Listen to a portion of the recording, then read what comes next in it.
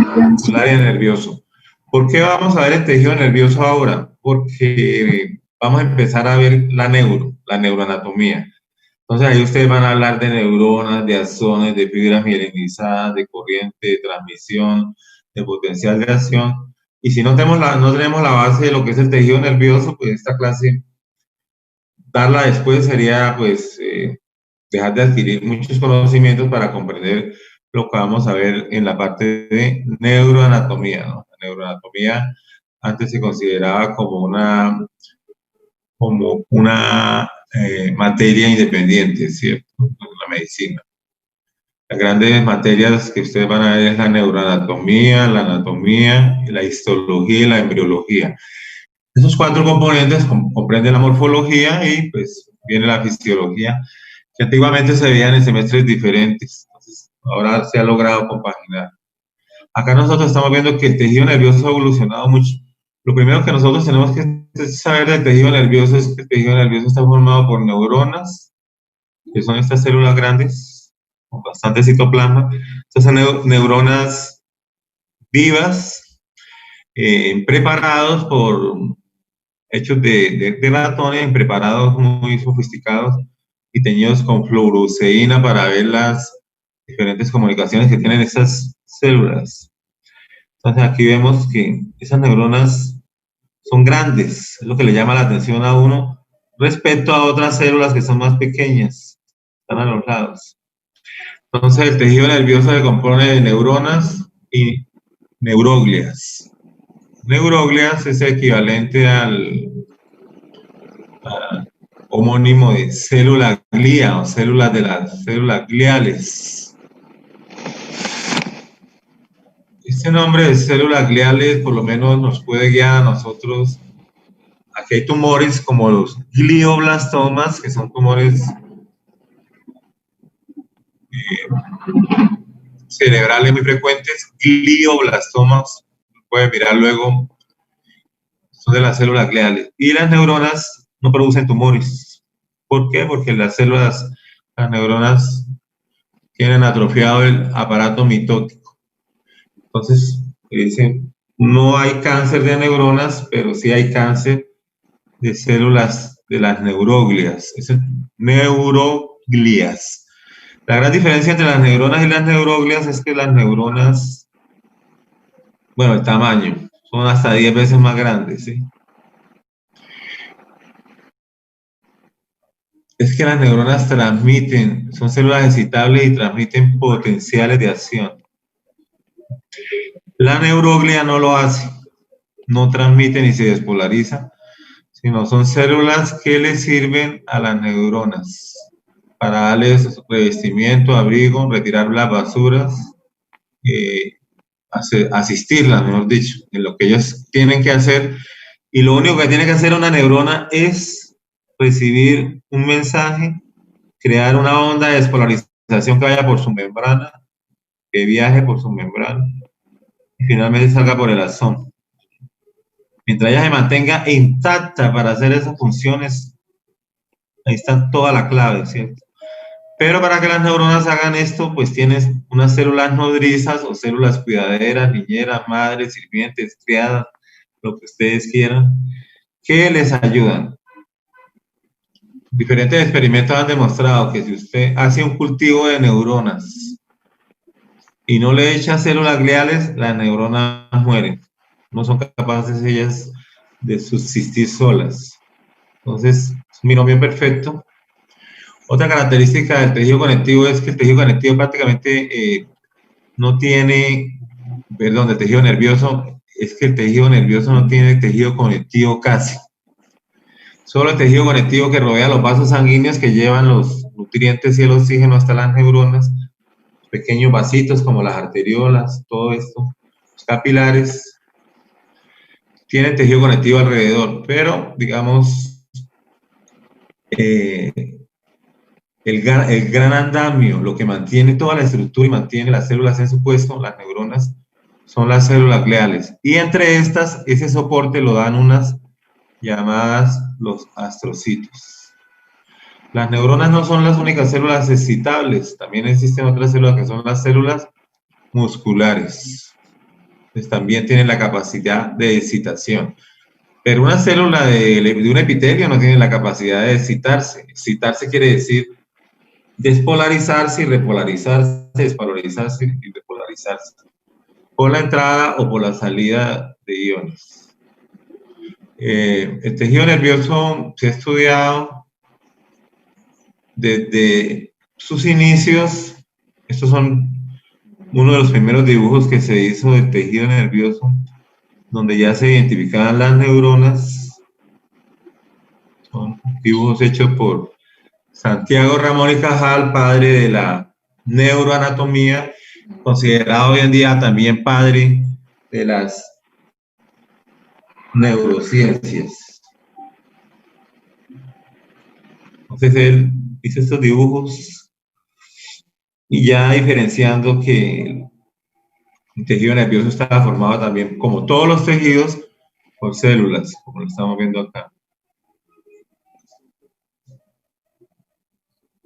Hasta en el día de hoy que ya se podemos nosotros hacer preparaciones histológicas como colorantes o fluoresceínas y podemos observar todo lo que es las ramificaciones y el estudio. Eso es estudio en ratones, donde estamos viendo el funcionamiento de las neuronas y donde se gasta más glucosa, que es en la parte central, en el soma de las neuronas, ilumina más. Entonces, ¿cómo empezó todo este cuento, no? Bueno, primero decir que las neuronas del tejido más evolucionado y sofisticado que existe funcionan con el código binario, o sea, con el sí, no, o pasa o no pasa, pasa o no pasa, 0, 1, 0 o 1, ¿sí? Entonces, este sistema le permite funcionar de una manera eficiente, de una manera, pues, y es el mismo sistema que usan los computadores. Las neuronas forman entre ellas redes neuronales. Entonces, por lo menos, la imagen de una persona, la imagen por lo menos de tu mamá, ¿sí?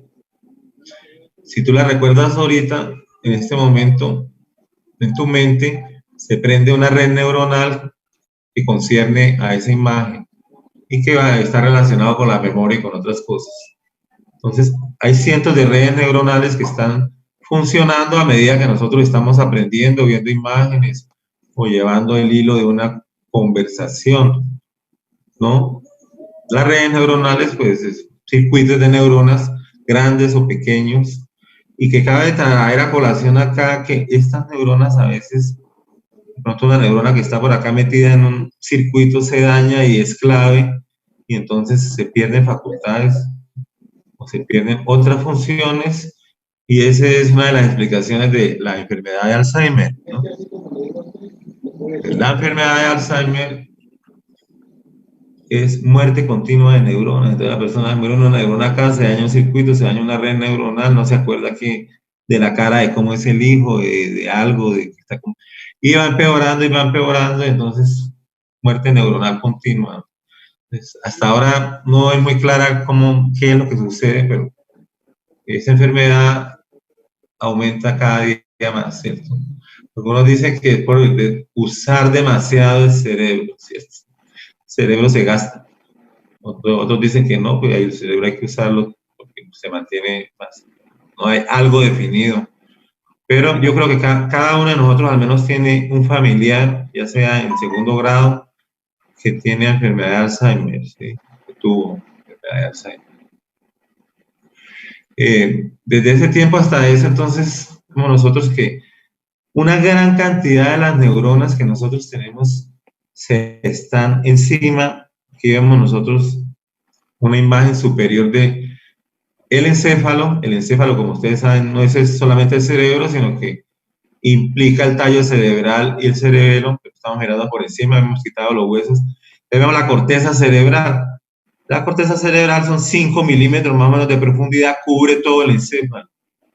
Y en ese sitio está la mayoría de las neuronas haciendo estas redes neuronales o circuitos, los cuales forman nuestra personalidad, nuestro carácter, las funciones mentales superiores, cuestiones complejas de las emociones, como la benevolencia, por lo menos, ¿sí? La lástima, la envidia, todo eso está metido acá, en esas neuronas, ¿cierto?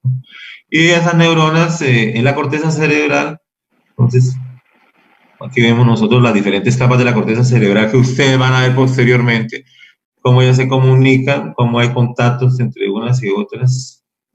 Y asistiéndolas estarían las células gliales, que pues, no están dibujadas en esta parte, ¿no?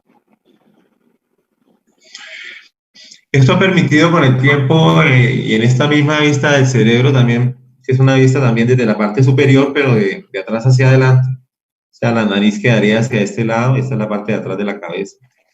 Entonces vemos que son dos masas simétricas, dos cerebros, uno derecho y uno izquierdo. Algunos se dice que es el izquierdo es para el cálculo y para las funciones de hacer dinero, de poder, de todas estas cosas. Y el derecho es como el de las personas poetas, soñadores, vagos, bueno, otros genios, ¿no? Entonces, en realidad son dos cerebros, como parece que todo en nuestro organismo es doble, parece que somos una persona o dos personas que se pegaron, ¿no? Eso lo van a ver en embriología. Entonces, acá vemos que se ha mapeado todo lo que son como los fascículos de esas neuronas que se comunican. A veces hay fibras que pasan de un lado al otro, se llaman interhemisféricas, fibras que se quedan en una sola parte, son fibras de asociación o fibras unilaterales, como eso lo van a ver, sino que aquí se ha mapeado muy bonito y me pareció como hay una gran comunicación fuera de los 10.000 millones de neuronas que están ahí adentro, ¿cierto? Todas comunicándose y haciendo diferentes funciones, forman como una gran ciudad, ¿sí? Y todo está coordinado y todo está ordenado. Y aunque ustedes no lo crean, esta gran máquina de tejido nervioso es, el 90% es química, funciona como las hormigas, ¿no? Como todo eso que es puro, todas señales químicas. Solo el 10% se ha automatizado y funciona como un autómata, o sea, no hay una sustancia química aquí, sino que las señales pasan directamente. No sé si ustedes se acuerdan de las uniones comunicantes, ¿no? Las uniones comunicantes, cómo logran comunicar una célula con otra por medio de las conexiones, conexones. Eso permite que el impulso nervioso pase sin necesidad de que haya un mediador químico para que éste pase. ¿Cómo empezó toda esta historia del tejido nervioso? Primero que todo fue el tejido más difícil de descubrir y fue el tejido lo último que se descubrió y no había una idea exacta de cómo era. Había muchas conjeturas, muchas teorías para qué servía, porque la religión siempre ha estado metida y hablaba pues que nuestra alma, nuestro espíritu estaba en el corazón. Entonces no se le daba una implicación al sistema nervioso. Sin embargo, se veían ciertas cosas como las convulsiones, las vemos hoy en día, la epilepsia. Entonces, se le daban connotaciones espirituales de que eran debido a cuestiones mágicas, espirituales, que un demonio se metía y la persona convulsionaba y esto y aquello. Hasta nuestros días todavía se puede pensar en esto. Pero a medida que se fue mirando, se fue descubriendo qué era ese tejido misterioso, ¿no? Que era la caja negra prácticamente que está dentro de nuestra cabeza, ¿no? Y dentro de nuestra médula espinal y los nervios que salen de ahí. Entonces, en 1850 se logró obtener esta tinción, una tinción muy primitiva, que la hizo Feder Nys, aquí está el nombre Nys, y él descubre, sin saber que esto es una célula, él describe que son que él observa como un ojo que lo está mirando, ¿cierto? Acá vemos la pupila y aquí estaría, y que alrededor se encuentran con un colorante que él emplea, se encuentran estas manchas, a las cuales pues bautiza con su nombre, los cuerpos de Nys. Y pues expuso en su tiempo a la comunidad científica de la época, estamos hablando de 1850, que apenas estaba madurando las teorías sobre las células y todo esto. Y tuvieron que pasar como 30 años, ¿no? Para que evolucionara un poco.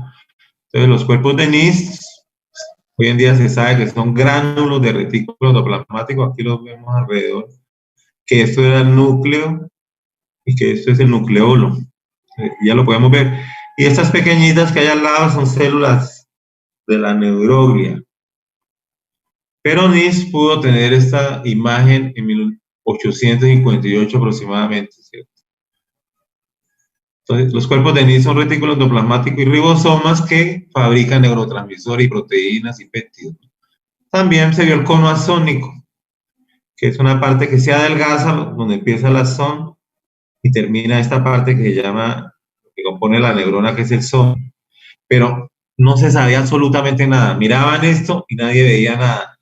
O sea, ¿qué quiero decir? Que todavía no se decía que el tejido nervioso estaba formado por células. Más o menos por esta época vive este señor que se llama Waldenyer. Entonces, Waldenyer hace bastantes aportes a la medicina, entre esos, por lo menos, que en la entrada de la orofaringe se encuentran 4 amígdalas, la amígdala lingual, las amígdalas palatinas, que son las que causan amigdalitas, la amígdala nasal, y que estas amígdalas protegen la entrada del aire, filtrando las bacterias y los alimentos para filtrarse ahí contaminación. Es Waldenyer, entonces, es el primero, o se recordará siempre, porque fue el primero que le dio el nombre a esas células de neuronas, ¿sí? Y de neuronas sale nervioso, y neurona viene de neurons, que es como de nervios. Veían que habían como unos, en los brazos de los animales o de los humanos habían como unos cordones, esos eran los nervons, y pues él se le ocurrió el nombre de neurona, apoyado en lo que ya se estaba estudiando en la época por Santiago Ramón de Cajal y por Camilo Golgi, que ya habían hecho fotografías y habían sacado sus diferentes teorías. Entonces aparece Camilo Golgi en escena, ese señor que tiene este bigote tan típico, ¿sí? Premio Nobel en 1906, político de nacionalidad italiana. Él se le ocurre utilizar las sales de plata. Se utilizaban muchos colorantes para descubrir las cosas, pero era como un azar, ¿sí? No había medios físico-químicos para poder diseñar colorantes o cosas así. Estamos hablando de aproximadamente 1890, ¿sí? 1880, Camilo Golgi era profesor de la Universidad de Bologna, que es la universidad más antigua del mundo, queda en Italia, y hace el descubrimiento entonces del aparato de Golgi. Mire la hermosa arquitectura de esta universidad, ¿sí? La cual, pues, hasta ahí, porque si ustedes se van para allá, ya todo es moderno, ¿no? Entonces, Camilo Golgi tiñe las células con sales de plata y le aparecen estas cositas que ustedes pueden ver acá, ¿cierto? Esas cositas se llaman el aparato de Golgi. Entonces, él individualiza el aparato de Golgi y hasta el día de hoy es la única parte de la célula que mantiene un nombre propio. O sea, el apellido de este señor era un gran profesor, médico e histólogo, ¿no? Camilo Golgi, como todos los profesores, a veces se dio cuenta que tenía un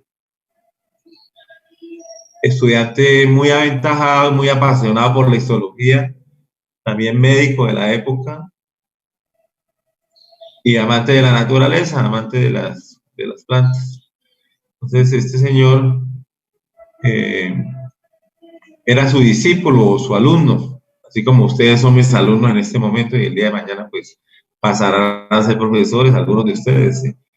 Algunos pasarán a ser investigadores y otros estarán en la clínica, que es lo más pertinente, ¿no? Entonces, Camilo Golgi se le dio por teñir el aparato, por teñir el tejido nervioso y obtuvo esto.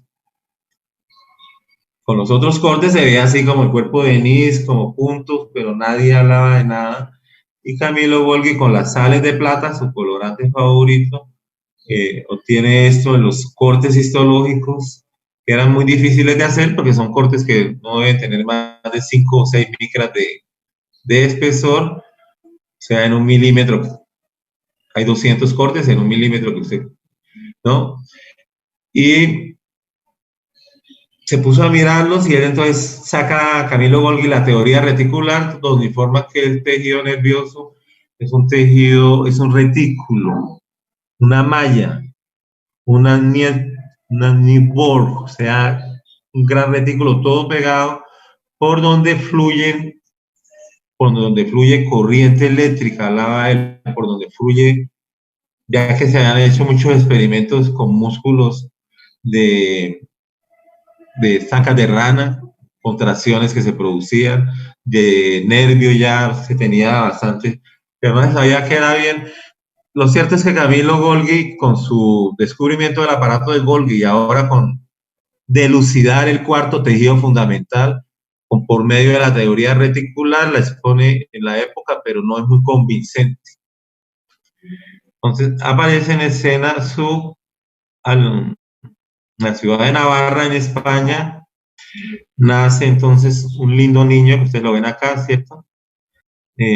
Cuenta la historia que la niñera dijo que iba a ser, como lo vio muy cabezón, dijo que iba a ser un gran genio o un idiota, ¿sí? Porque ellas, pues, ¿no? Idiota porque el polihidrocefalia y esto, ¿no? Pero, no, ese niñito tenía materia gris ahí dentro de su cabecita y se llama Santiago Ramón y Cajal. Santiago Ramón y Cajal miraba en las noches, eh, pensaba y miraba apasionado por el tejido nervioso, por la teoría reticular, pero no le cuadraba. Le cuadraba, así que el gran misterio que él tenía era con qué había teñido Golgi, ¿sí? Porque estas eran cosas súper secretas, ¿cierto? Para la tecnología de la época. Y por allá alguien le averiguó que él tenía sales de plata, Golgi tenía sales de plata en la casa. De cierta manera hubo espionaje científico, ¿sí? Y Cajal pues toma todas las sales de plata y empieza a hacer sus cortes. Primero tuvo la osadía con hematocilina ocina con unos colorantes muy... Hizo una tinción de la retina y vio esto, lo cual lo quedó perplejo, porque al ver esto tan ordenado en una tinción de un tejido, estamos hablando del ojo, entonces fue el primero que hizo una tinción de la retina y contó las 10 capas que tiene la retina, que próximamente vamos a ver. Esta es la parte de afuera del ojo. Pero además, se pasaba las noches, imagínense, acá Jaime perdió hasta el pelo, ¿sí? Con los microscopios de la época que eran muy rudimentarios, logró hacer tinciones de tejido nervioso y empezó, ¿no?, a pensar en esto, en la teoría reticular, y logró hacer estos dibujos con sus propias tinciones. Poco a poco se fue profundizando en sus conocimientos y dijo, oh, esto, para mí estos son células, ¿sí? Mire, aquí está el núcleo, son ramificaciones. Entonces, la teoría reticular se va al suelo en ese momento y aparece la doctrina neuronal, que dice que el tejido nervioso está hecho de células igualmente que todos los tejidos del organismo. Lo que pasa es que son células tan modificadas que pues tratan de expresar un gran retículo de comunicante, pero son células. Entonces, Cajal saca la doctrina neuronal. Golgi, cuando se da cuenta de esto, entre los científicos hay mucha envidia también, él le pone una demanda porque le robó el colorante, ¿sí? Que porque el colorante, ¿sí? Tal vez la persona le sacó el frasquito, no le llevó un poquito en el frasquito y él lo echó de menos, pero no, Cajal se mantuvo en su posición. Entonces logra dibujar estas neuronas que son neuronas piriformes, tal vez células gliales. No podía diferenciar todavía entre células gliales y neuronas. Saca la doctrina neuronal, ¿cierto? La doctrina neuronal, ¿qué dice? Como para Acá está la Universidad de Barcelona. Ustedes pueden hacer un posgrado en el futuro, donde Santiago Ramón y Cajal fue director del Departamento de Medicina y Fisiología, de Histología.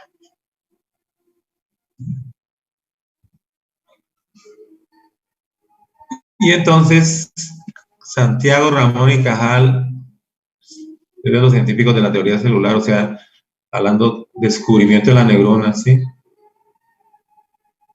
Es considerado el padre de las neurociencias, padre de la neuroanatomía, pero ya no estamos hablando de la neuroanatomía como sí, sino aparece un nuevo doctorado, algo nuevo en investigación, que es la neurociencias, ser doctor en neurociencias. ¿Cómo lo es nuestro querido profesor Conde, que tiene doctorado en neurociencias en la Universidad de Brasil? Y la doctora Carolina también tiene un doctorado en neurociencias. Eso es para investigación más que todo, ¿no? Aquí vemos algunos de los dibujos que hizo Cajal. Entonces, Cajal saca la doctrina neuronal. Y lo primero que dice la doctrina neuronal es el sistema nervioso está formado por células, ¿sí? O el tejido nervioso está formado por células como cualquier otro tejido, ¿sí? Esas células, entonces las dividió en ese tiempo, las vio estas células que siempre eran grandes y presentaban algo de citoplasma. Entonces, ya el nombre estaba dado por Waldinger, pues son las neuronas. Y las células pegantes, glía quiere decir pegante por allá en algún idioma que yo no sé si. Entonces, glía quiere decir pegante, o sea, células que pegan las neuronas. Luego se llaman células gliales y neuroglías. Entonces, mirando esto, pues, Cajares dio sus conferencias, convenció a todo el mundo y entonces se ganó el premio Nobel en 1906 también, ¿cierto? ¿Por qué se lo ganó? Porque él verdaderamente delucidó. Golgi por el colorante, o sea, le dieron el premio Nobel a ambos, al profesor y a su alumno. Pero Cajal fue el que verdaderamente descubrió. Bueno, se me olvidó decirles otra parte de la teoría neuronal. Como el sistema nervioso, el tejido nervioso está formado por células, no hay continuidad entre las células, ¿sí? ¿No? ¿Qué quiere decir? Que una célula y otra hay un espacio, no hay continuidad, o sea, no es un retículo. Y ese espacio se conoce como el espacio sináptico. Entonces, cuando una neurona termina, como lo vamos a ver, si la neurona termina acá, hay un pequeño espacio que se llama espacio sináptico. Ahí se vierte el químico de esta neurona para pasárselo a la otra. Ese espacio sináptico es muy pequeño. Cajal no lo podría ver porque es un espacio de 10 a 20 nanómetros y el microscopio llega hasta 500 nanómetros, el de luz. En ese tiempo hasta eran pues más rudimentarios. En 1952, con el descubrimiento de la microscopía electrónica, entonces se ve el espacio sináptico que hay entre una neurona y otra, y se dice que la neurona que llega se llama presináptica y le transmite su químico a la que está adelante del espacio sináptico, se llama la neurona postsináptica. Entonces, eso formó la doctrina neuronal que hasta nuestros días está vigente, ¿cierto? ¿Cajal habló del químico? Sí, Cajal habló de unas sustancias químicas que se producían porque ya se ha predeterminado, pues, estamos hablando de 1906, ya la química estaba avanzada para diferenciar algunas proteínas o algunos péptidos. Aquí vemos la neurona tal cual es, entonces la neurona tiene su núcleo, tiene su cromatina, es una cromatina delgada, o sea, eucromatina, lo cual nos informa que el DNA está desarrollado, porque la neurona tiene que, como no se copia, no tiene mitosis, tiene que reparar sus membranas, sus organelas y estar creando todo su aparato mitótico, su aparato, perdón, metabólico. Entonces, es una célula que tiene mucha actividad, ¿sí? Nosotros lo primero que vemos de la neurona o que vamos a estudiar de la neurona sería mirar esto.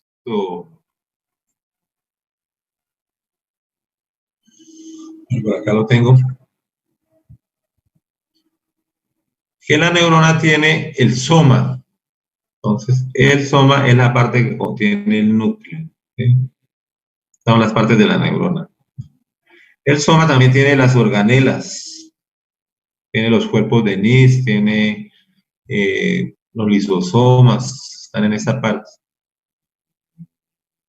Además del soma, la neurona tiene unas ramificaciones que tienen membrana celular y citoplasma. O sea, no son pelos ni nada de eso, son prolongaciones que se van adelgazando. Estas prolongaciones se llaman las dendritas, como las que vemos nosotros acá, las dendritas. Aquí vemos el núcleo y el nucleolo. El soma recibe el nombre también del cuerpo o el pericarion de la neurona. Y es la parte más importante porque si se daña el cuerpo, el soma o el pericarion, la neurona muere. Entonces sabemos que del soma salen varias ramificaciones o una, como lo vamos a ver más adelante, que llama las dendritas. Las dendritas son las que reciben la información. Pero la información también puede llegar hasta el cuerpo y no necesariamente a las dendritas. Aquí puede llegar un axón trayendo la información directamente al soma. Y las neuronas tienen un axón. Entonces el soma se adelgaza acá y acá se llama cono axónico. Y después del cono axónico nace el axón. El axón sí es muy importante porque es único. O sea, una neurona puede no tener dendritas, tener una dendrita, tener dos dendritas, tener 100 dendritas. Eso es normal. Pero toda neurona solo tiene un axón.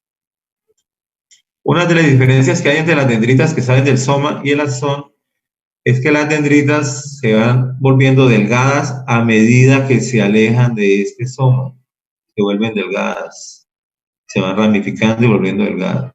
El axón conserva su diámetro hasta la parte terminal. Entonces, el axón y las dendritas las veremos después. Bueno, nosotros nos vamos a enfocar en aspectos histológicos del soma, ¿cierto? Yo lo primero que puedo decir es que toda la neurona, o sea, por encima de la membrana celular de la neurona, que se le da el nombre, se le da un nombre especial y es neurilema. Cuando yo le digo a usted neurilema, estoy hablando de la membrana celular de la neurona, sobre la cual se hacen muchos experimentos.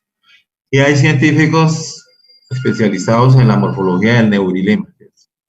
Aquí lo estamos viendo, como ustedes lo vieron, es una membrana celular de la neurona igual a todas las membranas celulares con una doble capa, fosfolípidos, una parte central que es hidrógeno y una parte hidrófila de afuera, proteínas transmembranales, proteínas que forman canales iónicos que son muy abundantes en las neuronas, glicoproteínas, la superficie, todo lo que ustedes vieron. Sin embargo, la membrana no puede estar ahí sola sin protección. Encima de esta membrana celular existe una lámina basal. O sea, aquí protegiendo la neurona por encima, el soma, hay una lámina basal parecida como a la membrana basal de los epitelios, mucho más delgada, que tiene los mismos componentes de la membrana basal, y la separa del tejido adyacente, que puede ser tejido conectivo. ¿Sí?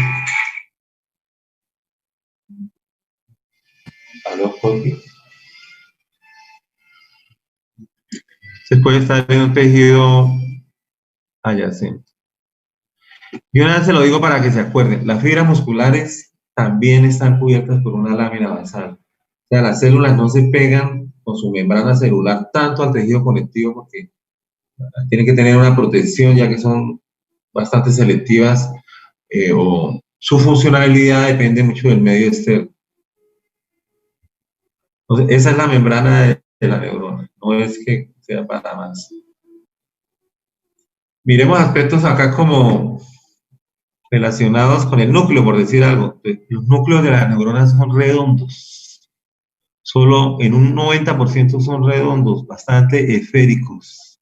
Y la cromatina es una eucromatina, o sea, una cromatina delgada con un DNA desarrollado.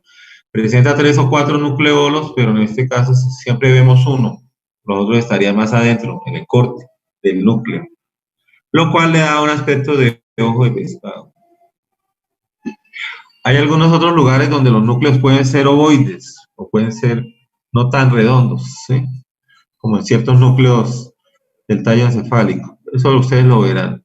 Pero que sea esférico es lo más natural para conocerla al microscopio. Y es grande el núcleo con su nucleolo, lo cual le da el ojo de una, le da el aspecto de un ojo de pescado. ¿Qué se observó alrededor? Los cuerpos de Nis, que ya se sabía, ya se habían visto muchos años atrás, se evidenció que correspondían a retículo endoplasmático rugoso y ribosomas. Y cuando a uno le hablan de eso, están hablando de la fábrica de las células, ¿cierto? La fábrica de proteínas, la fábrica de péptidos, la fábrica de enzimas, que se van a fabricar en el soma. Y por eso la gran relevancia de los cuerpos de Nis, por eso tan notorios, porque la neurona es una célula de alto gasto metabólico que fabrica proteínas, péptidos, coenzimas, apoenzimas, neurotransmisores, y la mayoría de esas sustancias se van a exportar. ¿Sí? Ángela, ¿qué pregunta me tienes? Profe, es que me quedé confundida con una parte que usted dijo como en 2 diapositivas anteriores y revisé el libro y es que dice que el axón también se llama proceso, ¿no? Sí. Ok, y entonces dice que las neuronas bipolares tienen un proceso en cada extremo de la célula, o sea, como que tienen dos. Pues eso lo vamos a ver más adelantico, ¿cierto? Entonces, por ahora decimos que una prolongación que tiene el soma es el axón. Procesos son siempre prolongaciones de algo, ese se le da el nombre a un proceso, ¿cierto? ¿No? Las dendritas también son procesos porque son prolongaciones. Pero no, el axón no se llama proceso, se llama axón. Es más, ese nombre casi no lo he visto, ¿no? Luego vamos a hablar entonces un poco del axón, pero entonces estamos hablando del soma. Estamos hablando, ya hablamos del núcleo, estamos hablando de los cuerpos de Nis, que son las fábricas de proteínas. Bueno, estas proteínas son proteínas de exportación. Si hay alguna otra pregunta, me la pueden ir haciendo. Profe, perdón, Ya. pero entonces no la entendí. O sea, ¿sí todas tienen un solo axón o Sí, un solo axón, entonces se le llama bipolares? ¿Por qué? porque tiene una axón y una dendrita, ¿no? Ah, Entonces, ok. por un polo tiene una axón y por el otro polo tiene una dendrita, se llama bipolar. Pero si por el otro polo no tuviera dendrita, se llamaría monopolar, ¿sí? Y si por el otro polo no tuviera una dendrita y tuviera varias dendritas, se llamaría multipolar. Eso es otra nomenclatura, ¿no? Para Listo, profe, llamarlas gracias. sí, para llamarlas de esa manera. Bueno, acá estamos viendo entonces esto, ya sabemos que los cuerpos de Nis. Nosotros sabemos que los axones cuando se unen forman los nervios. Si los axones se unen en el sistema nervioso central, se llaman fascículos, no los vamos a llamar nervios, o tractos. Una cantidad de píticas o de axones, todos iguales, con la misma función, que forman eso que nosotros veíamos, todas esas vías, ¿cierto? Todas esas vías que veíamos nosotros en este dibujito que me gustó tanto, ¿cierto? Me tocó correrlos todos. Esto, todo esto lo van a estudiar ustedes. Todos estos fascículos y todo por dónde van y a qué llegan y cómo se relacionan y tienen que localizarlos en...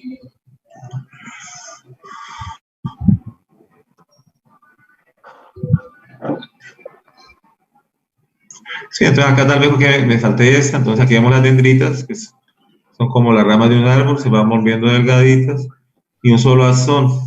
De esto vamos a hablar posteriormente.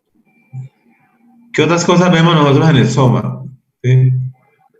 Entonces, en el soma además de los cuerpos de Nys, se encuentra el citoesqueleto. Y el citoesqueleto es muy importante en la neurona porque la neurona tiene diversas formas, con muchas prolongaciones, y esas prolongaciones son, tiene que ver mucho el citoesqueleto para su fabricación y para su crecimiento. Entonces, encontramos tres componentes principales del citoesqueleto dentro del soma neuronal. Estos son los filamentos de actina, llamados microfilamentos, que son los más delgados. Generalmente están formados por la actina globular, que es la bolita sola, y seis actinas globulares pegadas me forman una fila de actina, se llama la actina F, que se va doblando en una L de una estrófila, se va enrollando como un collar de perlas sobre ella misma, teniendo aproximadamente un diámetro de 7 nanómetros. Esta actina es importantísima en el tejido muscular, es la que permite la contracción muscular. Y es cuando están fritando carne, es la que huele a rico la carne, es el sabor de la actina, ¿no?, que lo produce. La actina no solamente se encuentra en las neuronas, sino en todas las células. Ella generalmente refuerza por debajo la membrana celular. Hablamos que por encima de la membrana celular tiene una lámina basal que la protege el tejido conectivo y donde está el glicocáliz. El glicocáliz es un material que está en las células animales y que está encima de la membrana celular, que es el homónimo de la pared celular en las vegetales, pero en los animales no es así. Y por debajo están los filamentos de actina reforzando la membrana, porque es que la membrana es muy delicada. Hay que darle soporte, esqueleto, por eso se llama citoesqueleto. Entonces, en esa parte estarían los filamentos de actina, ¿cierto? Los otros son los filamentos intermedios, porque miden un valor de 10 nanómetros, que es intermedio entre este valor de 25 y 7. Los filamentos intermedios son más característicos del tejido nervioso y se les ha dado el nombre de neurofilamentos, formados por una triple hélice, pero no de actina. Generalmente los neurofilamentos forman una gran familia de moléculas, entre esas tenemos nosotros por lo menos las queratinas, ¿no?, que forman el cabello, ¿sí? Y filamentos intermedios que forman diferentes estructuras celulares. Otro componente, y el más importante, creo yo, del citoesqueleto es los microtúbulos. Entonces, los microtúbulos, ustedes los hicieron en el trabajo, miden 25 nanómetros, son los más grandes, y están hechos por unidades de tubulina y pues toda la estructura molecular que ustedes ya leyeron o escribieron, ¿no? Los microtúbulos tienen que ver mucho con los sistemas de transporte dentro del soma neuronal y los axones, ¿no? Entonces, son verdaderas autopistas, o sea, dentro de la célula nosotros no debemos pensar que es como es igual que el mundo exterior, tiene que haber vías, ¿cierto? Carreteras para uno ir de un lugar a otro en los autos. En los microtúbulos se utilizan mucho para transportar neurotransmisores, proteínas, péptidos y moléculas que se fabrican en el soma, pero actúan lejos de la neurona, específicamente donde termina el axón. Tenemos que llevar esas sustancias hacia ese lugar, ¿no? Y se fabrican en los cuerpos de Nys. Los microtúbulos entonces sirven de sistema de transporte y de sistema de soporte para el citoesqueleto. Si nosotros miramos el soma, no solamente las dendritas, sino el soma está siendo tocado por terminales axónicas de otras neuronas. Con esto quiero decir que no solo el soma de una neurona va a ser tocado por otras neuronas, sino puede ser tocado por cientos, como vemos acá. Y cada una trae una chispita de energía, ¿sí? Para que la corriente nerviosa se transporte por el axón, se necesita de que aquí haya una sumatoria de energía que se llama sumatoria temporal y espacial que creen una corriente que salga por el axón. ¿Qué quiero decir con esto? Que no por el hecho de que estas terminales axónicas estén tocando aquí todo esto, pero esta no, esta de pronto no trae informe. Para yo alcanzar el umbral necesito, haciendo la analogía, si estos fueran bombillitos de esos de Navidad, ¿cierto? Que 20 bombillitos se prendieran instantáneamente. Y esos 20 bombillitos crearían una energía que me haría pasar el potencial de acción o la corriente eléctrica por el axón. Si son 18 bombillitos, no va a pasar porque no alcanza el umbral. 15 menos. Pero si son 25, ¿qué pasaría? ¿Pasa o no pasa? Sí pasa.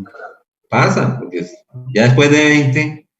Entonces es muy importante que ustedes comprendan esto, porque no por el hecho de que lleguen sinapsis y toquen acá, puedan generar la onda. Se necesita llegar a un umbral, a una cantidad de energía determinada, sencillamente para que este axón pase su señal y su señal vaya a terminar en otra parte, como acá, ¿sí? Que termina ahí y depende de otras funciones. Entonces hay somas neuronales. Una pregunta, qué pena.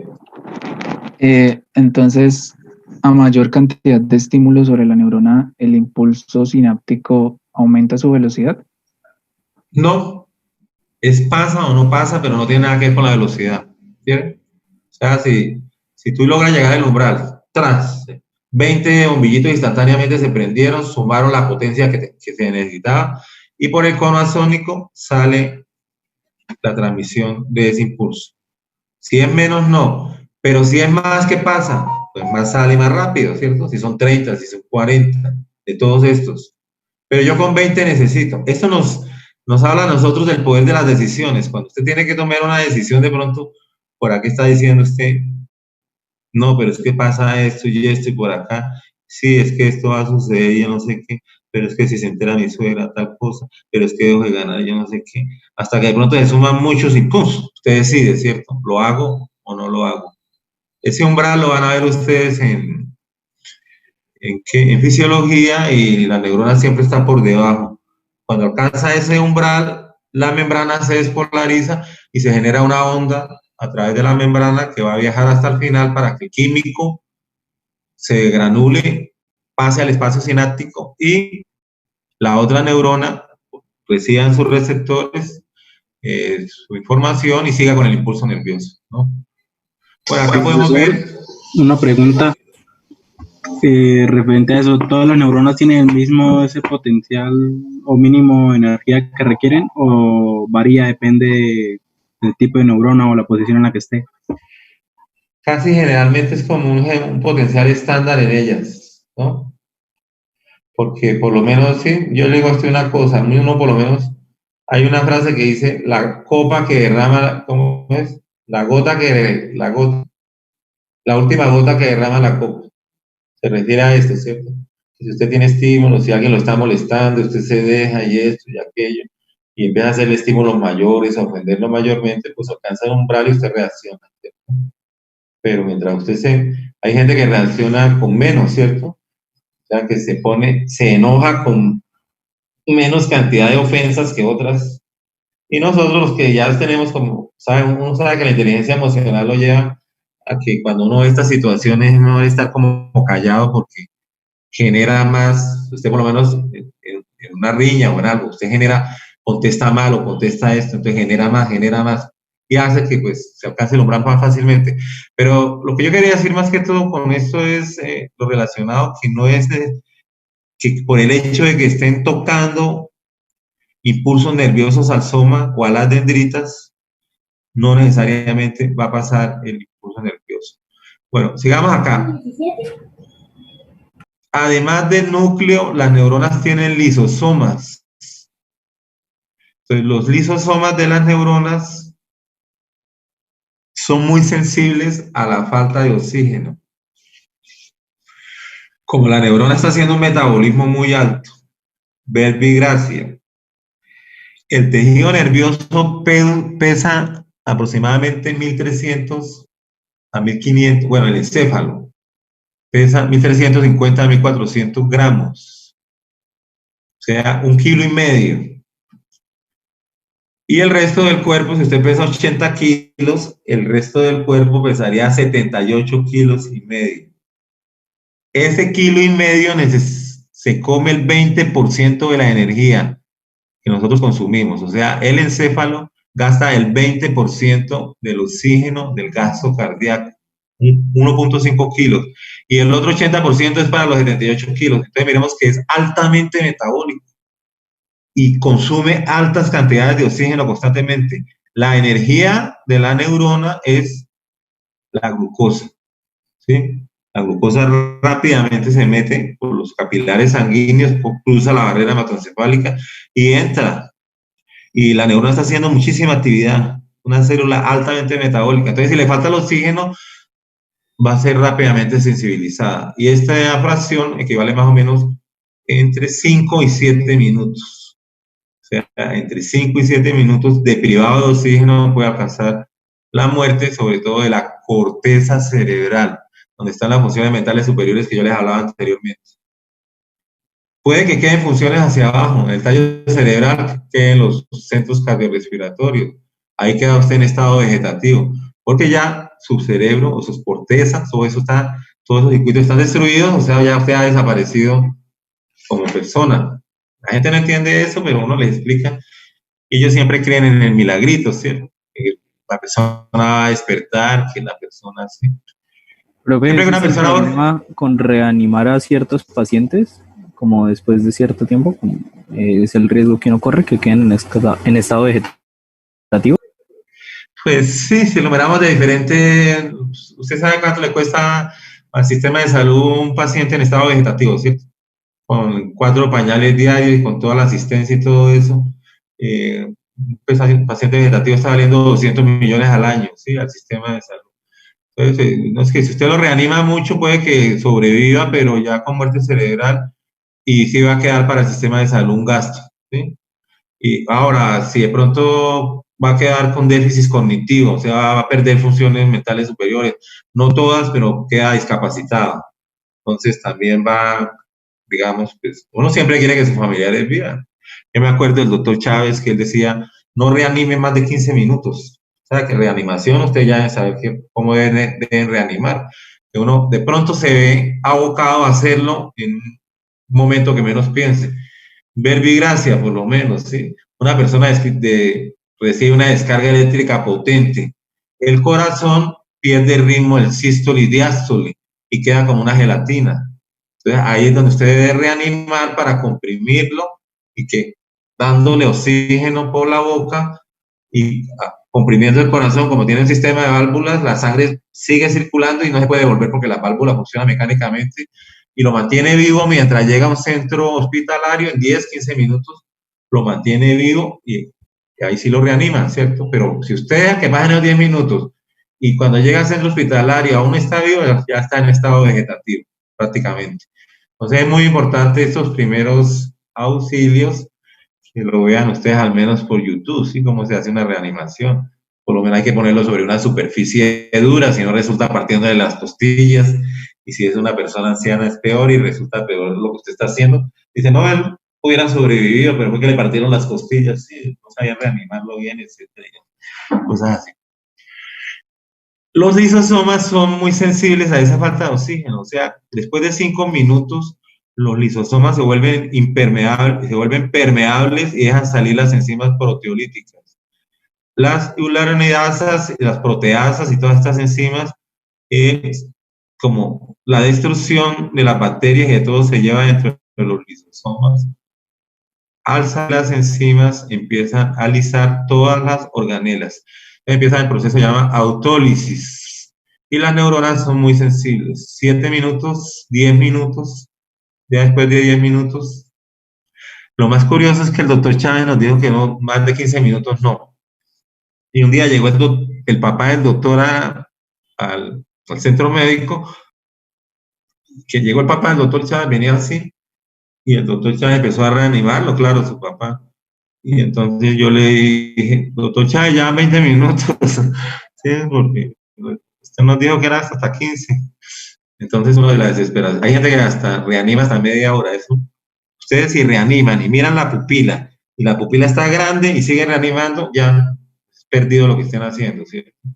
Por lo que hicieron con Diomedes Díaz, que se murió a las 9 de la mañana, y a las 4 de la tarde, cuando lo descubrieron, se lo llevaron para la clínica rápido a ver si lo podían reanimar. Entonces, eso no sería.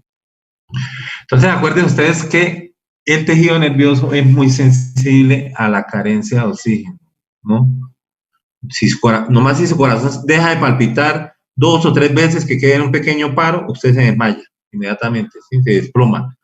Entonces, bueno, ¿qué otras cosas podemos encontrar? Las mitocondrias son muy abundantes en el soma. Mientras las células normales tienen entre 2.000 y 3.000 mitocondrias, las neuronas tienen aproximadamente entre 5.000 y 7.000. También depende de la actividad que tengan, pero las neuronas tienden a ser redondas, no como las vemos acá o como tradicionalmente las observamos ovaladas, ¿cierto? También se encuentran ribosomas libres y se encuentran inclusiones. Dentro de las inclusiones son sustancias que están ahí, pero no son organelas, son sustancias inertes. Entonces tenemos la lipofuchina. La lipofuchina es el pigmento del envejecimiento. No hay una ruta metabólica que logre que la lipofuchina se degrade. Entonces,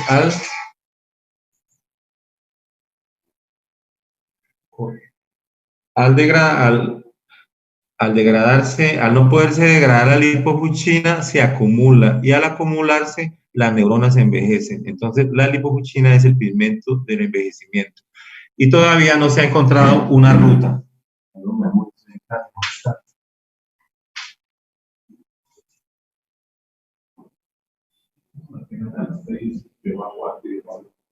No, yo la rescato antes porque termino el cuadro también.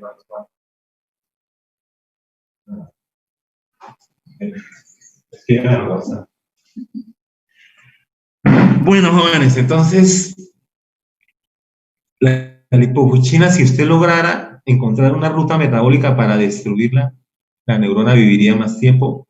También se encuentra en las células cardíacas, porque el corazón es otro órgano que trabaja constantemente.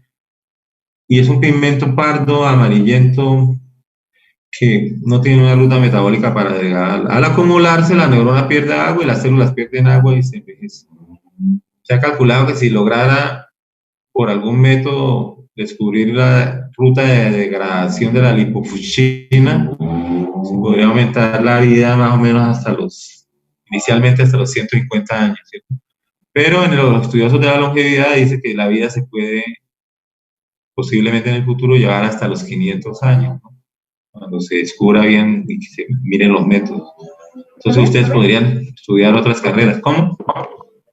Una pregunta, entonces, usted dice que más de 5 minutos sin oxígeno, ¿no? Y entonces las personas que aguantan bastante tiempo, ¿cómo hacen debajo del agua?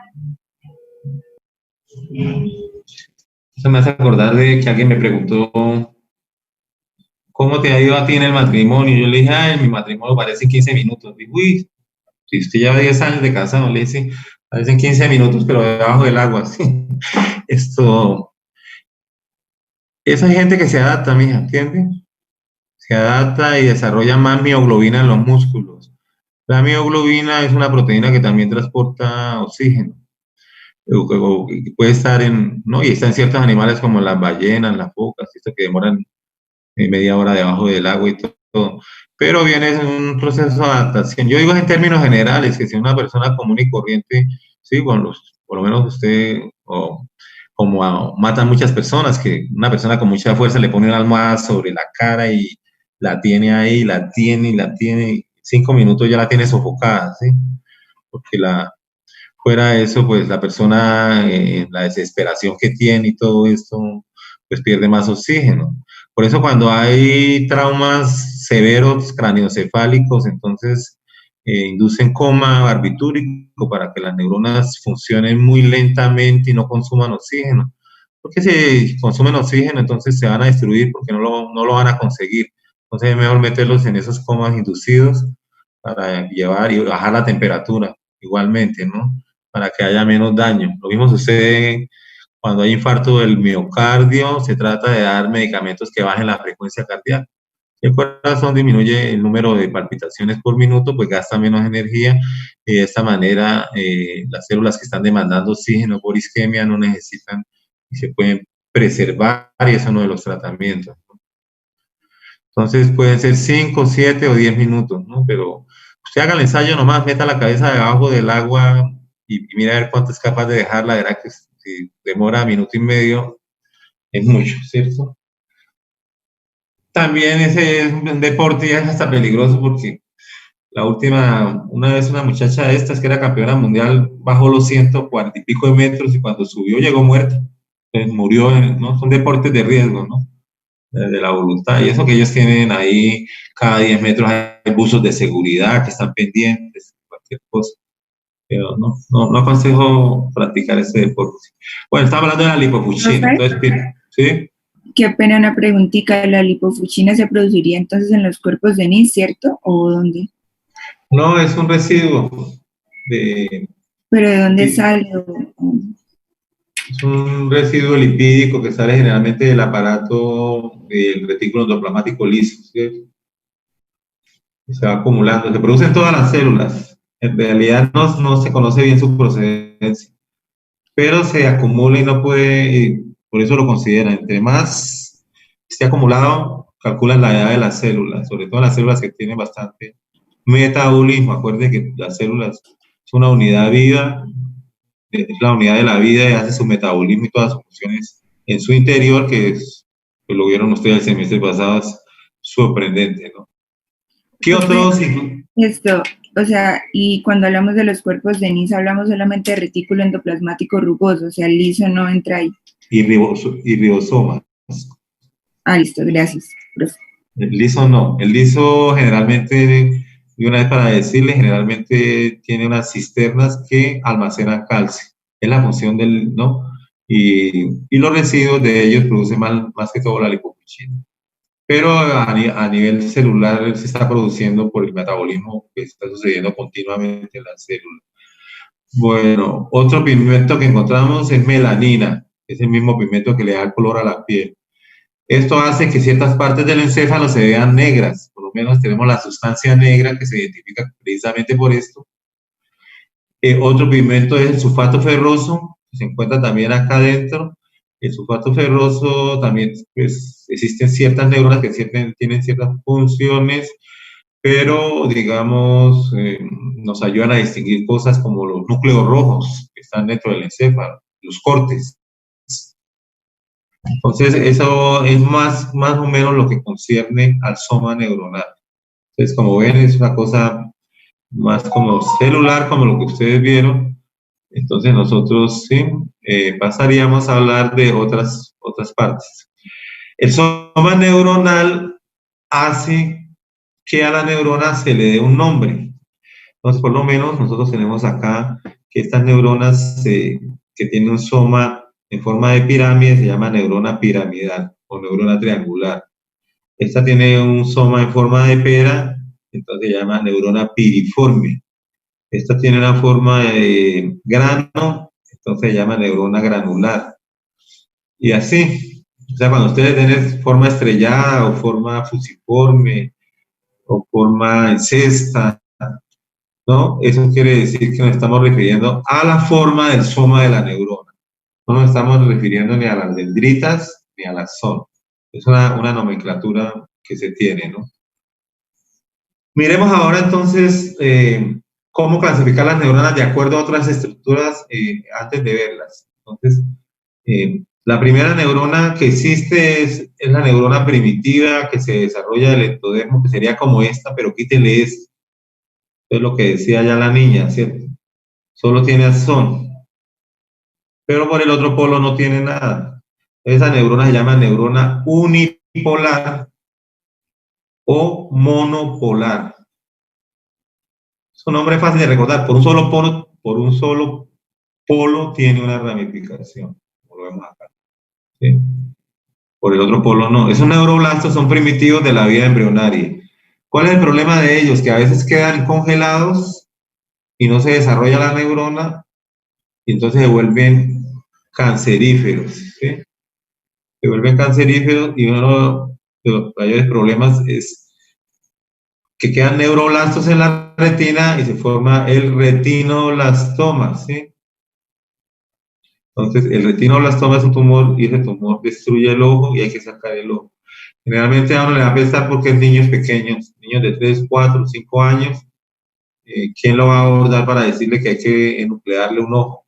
Enucleación quiere decir sacar el ojo, ¿no? Es como se dice en medicina. Y a veces les aparece en el otro. Entonces, esos unipolares o esos neuroblastos, bueno, los neuroblastos originan todas las neuronas, ¿sí? La palabra blasto quiere decir primitivo. Posteriormente, la neurona cuando empieza a desarrollarse, entonces sale una ramificación. Entonces ya la neurona se llama neurona bipolar. La neurona bipolar, ¿sí? Entonces tiene una ramificación por el polo norte, por decir algo, y una por el polo sur, ¿no? El soma, el núcleo, el nucleolo, eso serían las dendritas y este sería la zona. La otra es que nosotros vemos que cuando un impulso nervioso llega aquí a las dendritas, también entonces llega viajando así, charán, bien así, a una velocidad, ¿cierto? Y pasa por el soma, ¿no? Llega a la zona. Si usted observa esta que está en este lado, si el impulso llega a la dendrita, ya haría esto. ¿Cuál es la diferencia? No toca el soma. No toca el soma, sí. No toca el soma, entonces ¿cuál tiene más velocidad? La que no toca el soma. No toca el soma. Entonces esta se llama unipolar, pero el verdadero nombre no es unipolar, es pseudo unipolar. Parece que tuviera una sola prolongación como el neuroblasto, que no lo vemos acá. Se llama pseudo de falso, o sea, falsamente unipolar, porque es que verdaderamente lo que dicen los estudios es que esta dendrita se desplaza hacia acá y este axón se desplazan hacia acá, se unen y de los dos sale una ramificación a la neurona, al soma. Entonces, estas que están acá, estas bipolares, se encuentran en los órganos de los sentidos. Ojo, oído, olfato, gusto. Menos en el tacto. En el sentido del tacto, existe en la pseudo unipolar. Nosotros necesitamos más velocidad para el tacto, ¿cierto? ¿Por qué? Porque un pinchazo, una quemadura en las manos, una lesión, una injuria, ¿no? Entonces, las velocidades son aproximadamente de 160 metros por segundo. Y en estas son mucho más bajas. Ahora, ¿cuál es la otra posibilidad? Que por este polo no sale una sola ramificación, sino miren acá, salen varias. Entonces no se llama bipolar, sino se llama multipolar. La mayoría de neuronas multipolares son neuronas motoras o neuronas inhibitorias. Esta que está acá también es lo mismo, multipolar, miren. Por este lado le sale. Y tienen un solo axón. Todas las neuronas tienen un solo axón. Entonces a usted le dicen, lo que pasa es que esto es una neurona bipolar. Entonces se refiere acá, ¿cierto? Ah, no, porque es una neurona piramidal. Ah, la piramidal es una neurona multipolar. Mírela acá. O la neurona estrellada es una multipolar. Estrellada por el soma, ¿no? Pero la neurona piramidal, bueno, es multipolar. Entonces, esa es otra nomenclatura. Uno la puede decir. Acá estamos viendo, ¿cierto? Neurona bipolar, vemos las dendritas, vemos el soma, vemos el axón. Neurona pseudo unipolar, ahí sí tiene el nombre, ¿cierto? A ver, pregunta. ¿Pregunta? ¿Qué repitieron? Y la neurona multipolar, que generalmente es motora, con muchas ramificaciones. ¿Qué otra clasificación podemos hacer de las neuronas? Mire, por lo menos observen acá ustedes la neurona de Purkinje. Imagine usted la cantidad de ramificaciones que tiene. Y esta neurona de Purkinje que queda en el cerebelo se le han calculado aproximadamente 200.000 contactos sinápticos. Una sola neurona tiene 200.000 contactos sinápticos. ¿La neurona de qué, profe? Esta es la neurona de Purkinje, que si la clasifico por el soma es piriforme. Si la clasifico por el número de dendritas es multipolar. Ahora me queda una clasificación de las neuronas. Clasificación de las neuronas según lo largo del axón. Entonces, si tiene el axón muy largo, y eso sí lo clasificó Golgi, se llaman Golgi tipo 1. Entonces son las neuronas que tienen el axón en la médula lumbar y salen por el nervio ciático y llegan hasta el dedo gordo del pie, teniendo un axón largo como de 1 metro. Son Golgi tipo 1. Solamente son el 2% de todas las neuronas del sistema nervioso. Y lo contrario serían las neuronas con el axón muy corto. Se llaman Golgi tipo 2. O interneuronas. Generalmente están entre 2 neuronas. Entonces puede estar entre una neurona sensitiva, la interneurona ahí, y una neurona motora que va a dar la respuesta de que usted aleje el músculo, aleje la mano, o traiga el músculo porque está quemando o cualquier cosa de esas, ¿no? Entonces, en conclusión, podemos clasificarlas según el soma, según el número de dendritas y según lo largo del axón. Y también hay neuronas que no tienen axón. Entonces tenemos ejemplo, las neuronas amacrinas de la retina. Ya se comprobó que no necesariamente la conducción de la corriente nerviosa siempre es en esta vía, dendritas, soma y axón. Si llegaron estímulos a las dendritas, pues se vienen por las dendritas, llegan al soma y pasan al axón. Si el estímulo toca el soma, empieza en el soma y pasa al axón. El estímulo también puede tocar directamente el axón y pasa a derecho. Entonces eso se llaman sinapsis. Sinapsis de dendritas con dendritas, sinapsis de dendritas con el soma, perdón, del axón con el soma, y sinapsis del axón con el axón. Se llamarían axoaxónicas, axosomáticas y axodendríticas. Lo que sí es cierto es que la conducción nunca se va a ir en dirección contraria. La conducción es unidireccional, ¿no? Va en una sola dirección. Bueno, miremos por acá, ¿qué más tenemos? Las dendritas. Yo podría decir algo de las dendritas. Primero, las dendritas son, como lo vemos acá, se van adelgazando a medida que... Las dendritas no son estáticas. O sea, las dendritas crecen, se robustecen, hacen contactos sinápticos, degeneran y mueren y se pierden los contactos sinápticos. Esto se conoce como plasticidad cerebral. Y constantemente estamos conectando dendritas, ¿no? Ese es el proceso que estamos haciendo, proceso de aprendizaje, nuevas experiencias. Y las dendritas que no se usan se atrofian más rápidamente y desaparecen, ¿cierto? Entonces yo les hablaba a algunos estudiantes que uno a veces se encuentra un amigo que tuvo hace 20 años y que eran amiguísimos y vuelve y se habla con él y lo visita. Posteriormente ya no vuelve a hablar con él porque ya aparecieron nuevas amistades, nuevas sinapsis, nuevas cosas. Y para que se mantenga esto, la sinapsis es dinámica, ¿sí? Si usted repite una sinapsis, la sinapsis permanece, ¿cierto? Si usted está repitiendo algo, ¿por qué? Porque es que de pronto la dendrita va naciendo por acá pequeñita, ella va naciendo y no está comunicada con nada, y sigue creciendo y sigue creciendo, y de pronto esta dendrita de aquí tiene un contacto sináptico. Entonces, si usted no mantiene, esta dendrita se pega acá y lo refuerza. Pero si no se vuelve a recordar el hecho como un número telefónico que uno no vuelve a recordar o como algo que, ¿no? Pues se desvanece y la dendrita desaparece y de esa manera la memoria se puede perder el evento, ¿no? Que se sufrió alguna vez. Entonces las dendritas le dan a las neuronas el fenómeno de la plasticidad cerebral, que también se ve en los ciegos o los invidentes, cómo desarrollan el oído y las percepciones, ¿no?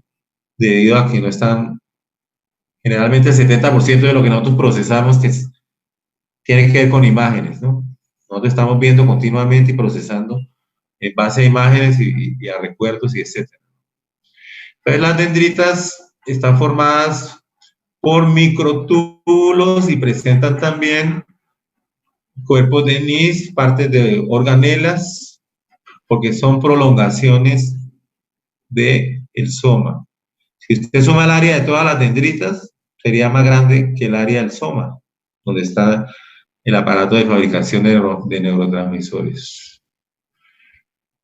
Alguien decía, nadie se baña 2 veces en el mismo río porque al otro día que esté bañando, el río el agua es diferente, las nubes están en diferente posición sobre el cielo, hay insectos que no estaban, es un momento único. Y se refiere a esto, a las dendritas. Las dendritas, millones de ellas se desconectan diariamente y millones, de acuerdo a lo que, ¿no? Se sabe que la plasticidad cerebral tiene su máxima capacidad entre los 29 y 33 años, ¿sí? Que es generalmente donde los grandes genios hacen descubrimientos, empiezan a hacer sus descubrimientos o hacen sus obras como musicales o cosas así, ¿no? Bueno, hablemos algo del azón. El azón es una ramificación única que no se adelgaza, pero pueden haber 3 clases de azones. Azones delgados, azones medio y azones gruesos, por decir así. Pero vemos las letras. Los más gruesos son las fibras, los azones se llaman también fibras nerviosas. Y generalmente ellos viajan entre ellos.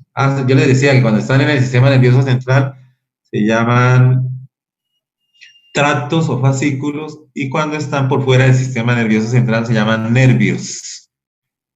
Entonces, me repasan cómo es la estructura de un nervio, o sea, qué es el endoneuro, el perineuro y el epineuro. Eso lo dejo de tarea, ¿sí? Para que ustedes lo vean. Entonces, los axones forman esas fibras nerviosas que pueden ser largas o cortas. Los axones presentan microtúbulos, ¿sí? Entonces, ellos sirven para transportar, acá tenemos el núcleo, el axón y la terminal, ¿sí? Antes de eso, pues, se me ha pasado a decirles que el axón termina en una parte llamada teledendrón, y ahí se ramifica. Y mira las ramificaciones, ¿cierto? Cada ramificación termina como en un zapatico, llamado botón sináptico. Y en esos botones sinápticos se acumulan los neurotransmisores, los péptidos y las proteínas y enzimas fabricadas en los cuerpos de Nis. Entonces se fabrican en los cuerpos de Nis y viajan por el axón. Y se acumulan acá en vesículas de neurotransmisores generalmente. ¿Para qué? Para que esas vesículas se degranulen y le transmitan la señal a la siguiente neurona o a un músculo. El músculo también es excitable por esto. Entonces los axones se dividen en axones gruesos, regulares y delgados, o sea, fibras A, fibras B y fibras C. Las fibras A son los axones más gruesos y fuera de ser gruesos, son largos, están cubiertos por mielina. Entonces estas salchichitas que están acá es un recubrimiento de unas células que se llaman células de Schwann, que cogen su citoplasma y lo enrollan sobre el axón, y ahí está el núcleo de la célula de Schwann, y aquí viene otra y lo protege, y aquí otra, pero entre ellas queda un espacio, que se llama nodo de Ranvier. Entonces, estos axones de más diámetro, fibras tipo A, se revisten ahora de mielina. La mielina es un lípido producido por las células de Schwann, que son células glías del sistema nervioso periférico, y producido por las oligodendrocitos en el sistema nervioso central, como lo vamos a ver más adelante. Pero por fuera, en los nervios, son las células de Schwann. Entonces, ¿esto para qué sirve? Pues el impulso nervioso, en vez de tener que viajar canal por canal, así, canales de sodio, potasio, canales de sodio, debido a la mielina se disminuye la resistencia, entonces el impulso viaja a saltos, viaja de aquí hasta acá y luego hasta acá. Hasta acá. Entonces, aumenta la velocidad. Y ustedes saben hoy en día que la velocidad es dinero, que la velocidad en los computadores, que la velocidad que está lento, que todo, ¿cierto? Entonces, entre más células de este tipo, entre más mielina curan los nervios, pues más velocidad. Y si hay más velocidad, podemos decir que hay más capacidad de reacción, más inteligencia y mejor toma de decisiones. Eso sería entonces lo relacionado con... Ahora, los cuerpos de NIS fabrican en su retículo endoplasmático y ribosoma lo que dijimos, pasa por el aparato de Golgi y se exporta a la terminal. Eso se hace a través de los microtúbulos y el transporte se llama transporte anterógrado. Mira, aquí lo vemos. El transporte anterógrado utiliza los microtúbulos y unas proteínas llamadas cinesinas o kinesinas. Esas proteínas van girando sobre los microtúbulos. El transporte anterógrado generalmente es un transporte rápido que hace que los neurotransmisores que se fabrican acá lleguen a este sitio, a estas vesículas sinápticas, que vuelvo y repito, están en los botones sinápticos. ¿Y a quiénes pertenecen los botones sinápticos? A la ramificación del axón, que se conoce como el teledendrón. Tele es más allá, ¿cierto? Televisión, visión lejos, ¿cierto? A esto. Entonces aquí vemos las vesículas sinápticas. A grosso modo, puedo decirles que cuando vienen los estímulos sobre el soma, cuando se alcanza el umbral, entonces la onda viaja es por la membrana, no tiene nada que ver con microtúbulos. La onda del potencial de acción o despolarización viaja por la membrana, entrando sodio, saliendo potasio, va como una ola, y cuando ella pasa por acá, por encima de los canales del calcio, el corrientazo del potencial de acción abre los canales del calcio. El calcio entra y hace que el neurotransmisor se pegue aquí y se degranule. Cuando se degranula, llega la otra neurona a los receptores, llega suficiente energía a esos receptores para que siga la onda por la otra neurona, ¿sí? Y ese sería el espacio sináptico. O sea que todo el potencial de acción, toda la gracia que nosotros queremos es que nos abran los canales de calcio cuando este corrientazo pase por encima. Y al abrirse los canales de calcio, suceden todos estos fenómenos para que el neurotransmisor pueda salir al espacio y caer sobre los receptores de la otra neurona. A medida que va cayendo sobre los receptores, genera el potencial y se abren los canales del sodio nuevamente y sigue el proceso. Esto lo van a ver muy bien después, solamente le estoy dando como unos brochazos por encima, ¿cierto? Después de que se usa el neurotransmisor, muchas sustancias de acá, por lo menos la acetilcolina, que se divide en acetil-CoA y colina, se recuperan y viajan hacia el lado contrario. Entonces se llama transporte retrógrado. Van a los cuerpos de NIS y se reutilizan sustancias de estas, se fabrican nuevamente y otra vez hacia allá por transporte anterógrado. Después vamos a hablar que hay un transporte anterógrado y un transporte retrógrado, ¿sí? El anterógrado es más rápido y el anterógrado se usa también para reparar las neuronas, para reparar las membranas celulares y esto. Pero en su mayoría para traer los neurotransmisores de exportación que vienen acá a cumplir su función. ¿Qué pasaría si se corta el nervio o se corta el axón? Entonces el transporte anterógrado se estanca, ¿cierto? Porque se cortó el nervio por una puñalada o cualquier cosa. Y los cuerpos de NIS empiezan a desaparecer. ¿Por qué? Porque como no tienen que exportar, entonces, ¿para qué fabrican? Pues ese fenómeno se llama cromolisis. Cuando los cuerpos de NIS empiezan a desaparecer y al volverse pálidos, porque no se puede transportar, ¿sí?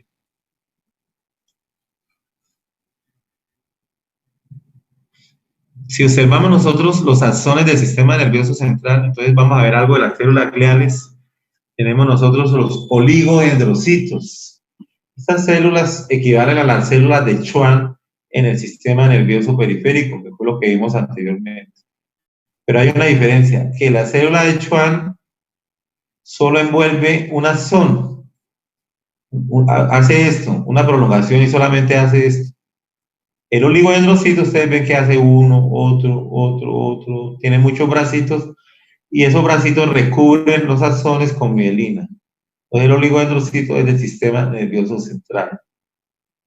Se dice que entre más oligodendrocitos haya, puede haber más inteligencia porque hay más recubrimiento y más recubrimiento implica más velocidad. O sea, cuando la fibra es tipo B o cuando la fibra es tipo C no tiene mielina, no está mielinizada, ¿sí? Entonces, conduce a baja velocidad, 5 metros por segundo, ¿sí? 10 metros por segundo. Mientras alta velocidad son 140, 150 metros por segundo. En análisis del cerebro de Albert Einstein, encontraron muchos oligodendrocitos. Entonces, pero también los oligodendrocitos aumentan en la vejez y pues Einstein murió de 76 años. Entonces, los oligodendrocitos producen también tumores que se llaman oligodendrogliomas. Son operables, ¿no? Oligodendrogliomas, tumores cerebrales. Aquí vemos nosotros la mielina y el nódulo de Ranvier cómo se adelgaza. Lo que yo les quería decir es que el impulso cuando pasa, si no hay mielina, él sigue su camino así, como una mechita de pólvora, ¿sí?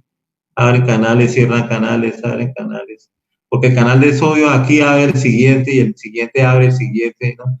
Sino que un canal de sodio acá, como hay mielina, es capaz de abrir este canal de sodio acá. Entonces, no necesito abrir todos estos saltos, ¿cierto? ¡Pam! ¡San!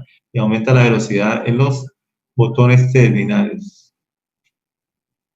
Aquí estamos viendo la terminal botón sináptico, las vesículas sinápticas, se abren los canales de calcio, las vesículas se pegan acá y por exocitosis sueltan el neurotransmisor llega a estos receptores, empieza a llenarlos, cuando llega una cantidad de energía a estos receptores, se genera nuevamente la onda y sigue por la membrana para abrir los canales de calcio. Cuando se está tocando un músculo, entonces esto se llama placa motora. Cuando se está tocando otra neurona, se llama una sinapsis. Como la sinapsis utiliza sustancias químicas, se llama una sinapsis química, ¿sí? Sinapsis química. Entonces aquí están los neurotransmisores que pueden ser la serotonina, la dopamina, la sustancia P, el GABA, el ácido aminobutírico. Entonces, en todos lados hay neurotransmisores diferentes. La dopamina es uno de los más importantes. La falta de serotonina hace que se padezca depresión y no se duerma bien, etcétera, ¿no? Entonces, los medicamentos ayudan a esto. Profe, ¿los nódulos de Ranvier están como en una distancia específica o eso es como al azar del cuerpo? No, están a una distancia específica, no me acuerdo cada cuánto, pero es una distancia que me permita que un canal de voltaje acá, por tener esa sustancia lipídica encima, no necesite ir canal por canal, sino que me lo abra a distancia. Entonces, de acá me lo abre hasta acá, hasta donde está el nódulo. Por eso la velocidad aumenta ostensiblemente. Se llama corriente saltatoria, la corriente salta, ¿sí? O sea que tampoco podría tener mucha mielina porque quedarían muy separados, ¿sí? Mucha mielina, sí, quedaría muy separados, entonces el voltaje del nódulo de acá no alcanzaría a abrir del otro lado. ¿Sí me entiendes? Sí. O sea, cuando no es con mielina, tiene que ser uno por uno. Pero la mielina baja la resistencia eléctrica y aumenta la velocidad. Bueno, hay otras cosas que nosotros, esto sí lo podemos más o menos leer. Pues tenemos los astrocitos, ¿cierto? Los astrocitos son células gliales que son de las más importantes.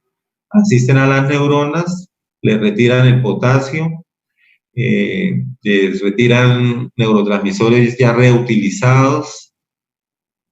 Con sus pies tocan los vasos sanguíneos formando la barrera hematoencefálica, que pues esto deben leerlo, la barrera hematoencefálica es muy selectiva para dejar salir cosas que estén dentro de la sangre, ¿sí? Solamente deja salir glucosa o deja salir oxígeno y algunos aminoácidos. Y eso todos con transportadores activos, porque la sangre lleva muchas sustancias tóxicas, digamos, y el tejido nervioso es muy delicado. Entonces existe una barrera que es muy selectiva para dejar salir nutrientes, oxígeno o demás sustancias al tejido nervioso. Solo hay unas sustancias que la burlan, pero esas sustancias son amargas, son feas, nadie las come, se llaman alcaloides. Pasan fácilmente la barrera. Los alcaloides son la nicotina, la cafeína y todas las drogas psicotrópicas son alcaloides. Entonces, por eso pasan la barrera fácilmente y distorsionan el funcionamiento del sistema nervioso. Hay dos clases de astrocitos. Los astrocitos protoplasmáticos que están en la sustancia gris. ¿Qué es sustancia gris? Sustancia gris es donde se encuentran todos los somas neuronales agrupados. Los somas siempre se encuentran en determinados sitios. La corteza cerebral es pura sustancia gris, porque son 5 milímetros que cubren todo el encéfalo de puras células, de puros somas. Ahí estarían los astrocitos protoplasmáticos. Pero existe otro que es así, delgado como este. Son los astrocitos fibrosos, se encuentran en la sustancia blanca, o sea, en medio de las fibras, y al igual que los anteriores, mandan unas prolongaciones que se llaman pies vasculares. Estos pies vasculares, junto con las células endoteliales de los capilares, forman la barrera hematoencefálica, que no deja salir, vuelvo y repito, casi nada de el interior de los vasos sanguíneos, porque es muy delicado. Ustedes se dan cuenta nada más que el alcohol pasa la barrera hematoencefálica y de una vez todos los cambios que suceden en el sistema nervioso, ¿cierto? Las neuronas inhibitorias se duermen, las excitatorias se excitan aún más porque no tienen freno y las personas empiezan a volverse aceleradas, indiscretas, a decir groserías, tras. Pero el alcohol luego duerme las otras neuronas porque es un supresor total del sistema nervioso. Al final va a terminar usted dormido, pero va a tener un periodo excitatorio que algunos llaman es estar prendido, ¿cierto? Que dura un tiempo determinado, ¿no? Ahí es cuando uno debe irse para la casita, si no quiere que le pase algo. Entonces, los astrocitos tienen una proteína en su interior que se llama la proteína ácida glial fibrilar. Proteína ácida glial fibrilar. Y esta proteína nos sirve porque los astrocitos producen astrocitomas, que son los tumores más malignos del sistema nervioso.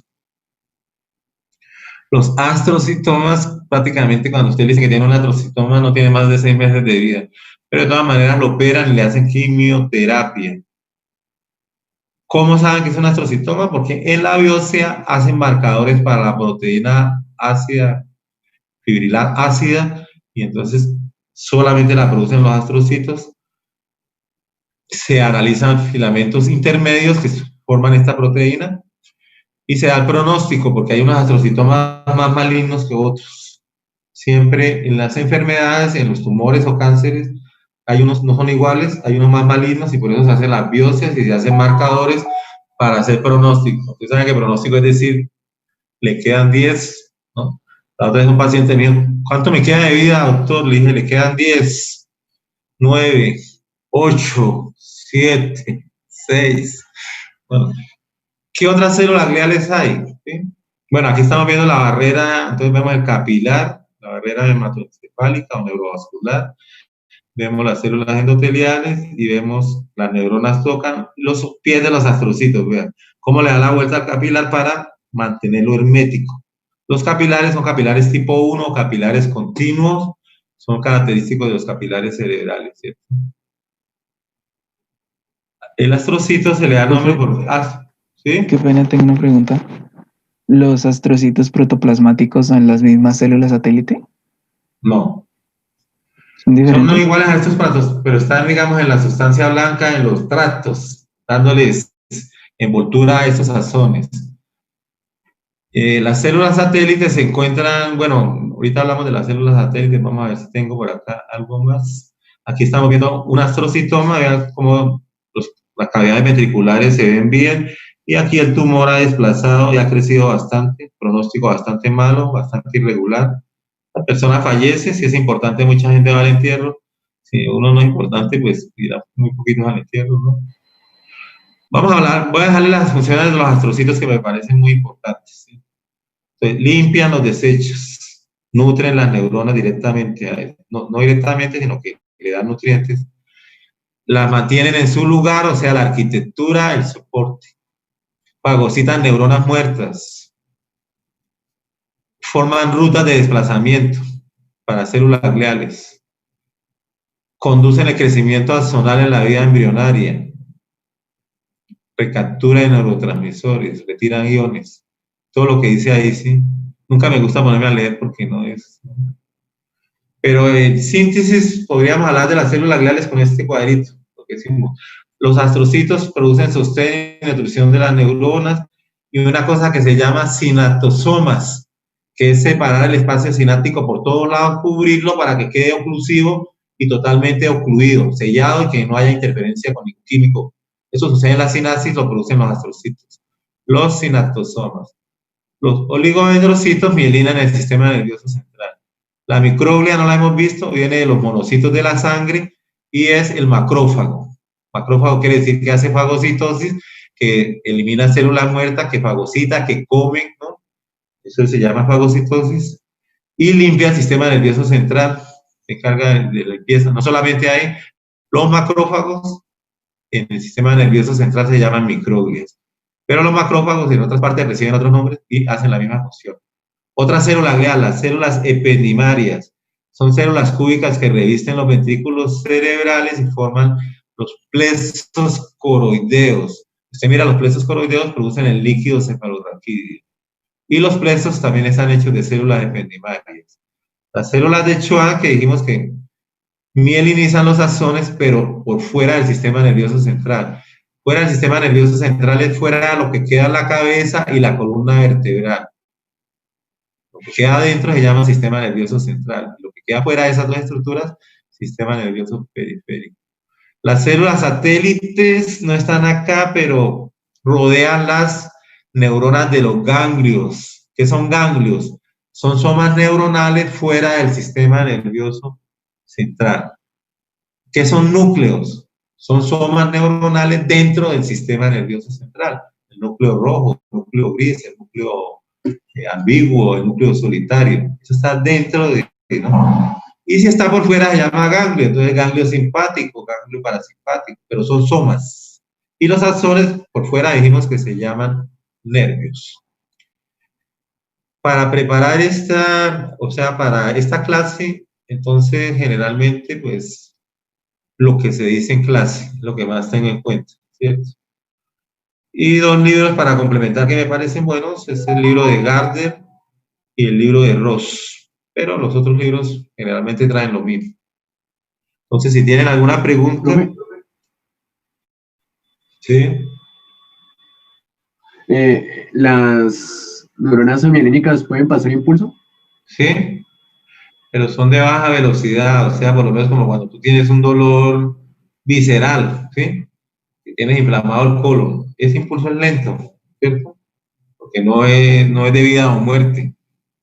Entonces, el sistema vegetativo presenta muchas neuronas amielínicas.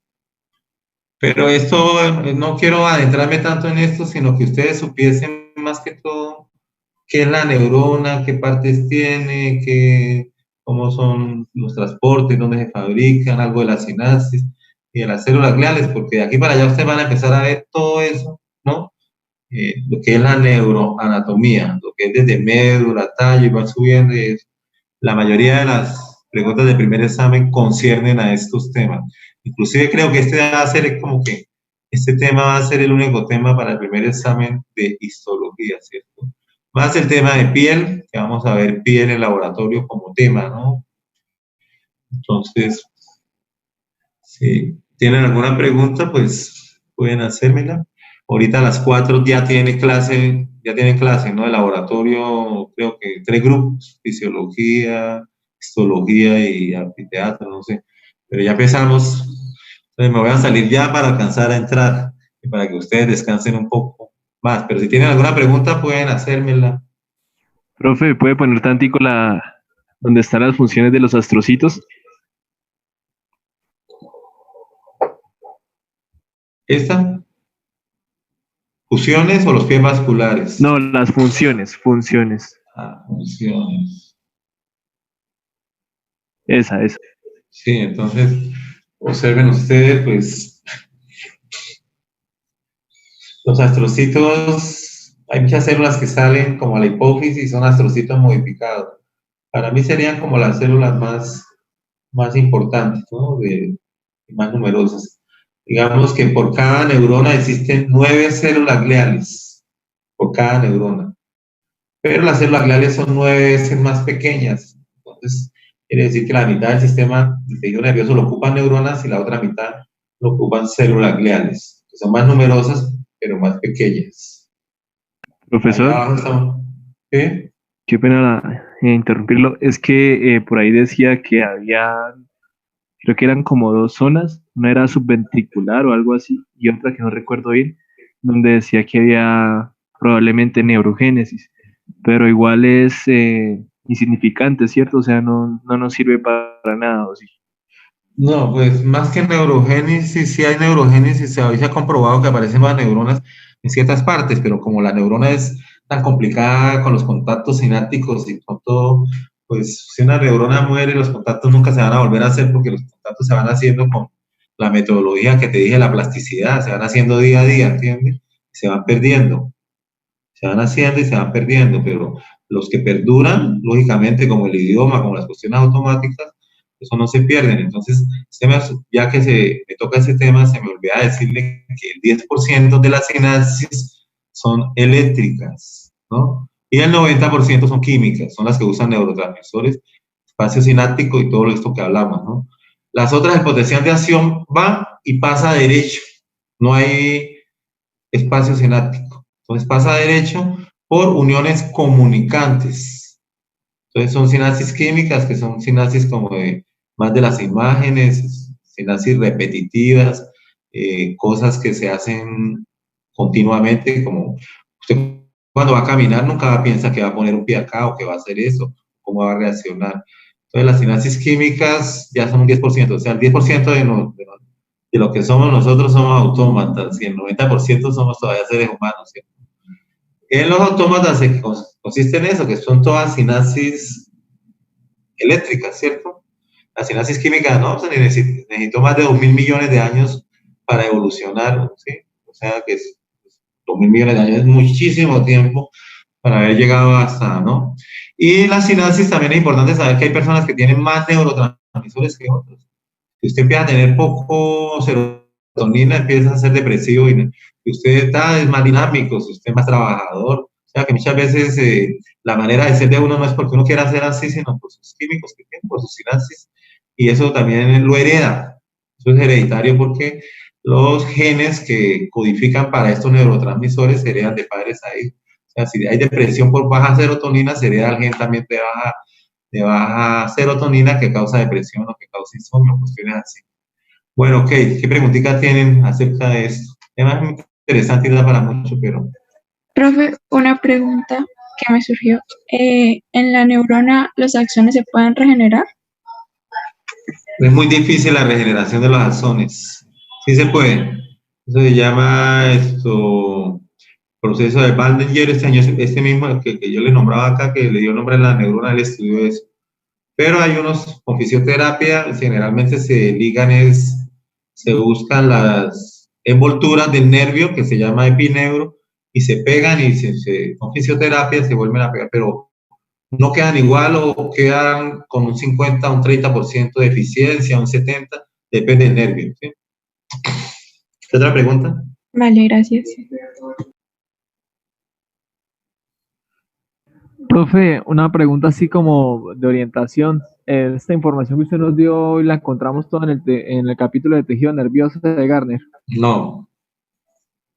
Esta información que yo di hoy es lo que yo sé, ¿sí? Pero en el libro de Garner hay otras cositas acá, pero la mayoría, ustedes dan cuenta que en epitelio está y todo está en Garner, pero por lo menos en Garner no cuesta nada referente a plasticidad cerebral, a crecimiento, a microtúbulos, ¿no? Entonces, esta clase, pues, ¿no? Como que no que la estudien como por la clase y complementen con Garner, ¿cierto? Ahí pronto van a encontrar cositas que no están acá y en Ross, porque todo no se puede decir. pero fundamentalmente las 2 horas que llevamos es de eso.